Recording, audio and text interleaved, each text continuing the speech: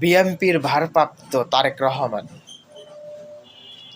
আসবে বা আইতাছে ৩০০ ফিটে যেই পরিমাণে একটা মঞ্চ তৈরি করতেছে, গোটা বিএনপির দলের নেতাদের মুখে ভিতরে অন্তরে বাহিরে আনন্দর মুখরিতা বয়ে যাচ্ছে।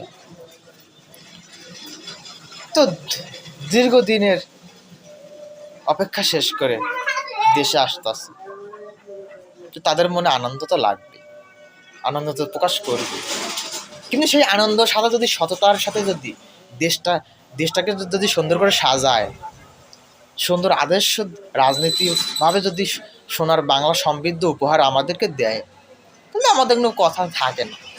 আমরা চাই যে আগে পিছনে যেভাবে রাজনীতি করছে, ঘুষ, দুর্নীতি, চাঁদাবাজ, টেন্ডারবাজ, অনিয়ম, বিভিন্ন ক্ষমতার অপপ্রয়োগ ব্যবহার করছে, সেগুলো থেকে বাংলাদেশ মুক্ত হোক, বিশেষ করে ভারতের আধিপত্য থেকে মুক্ত হোক, এটাই প্রত্যাশা।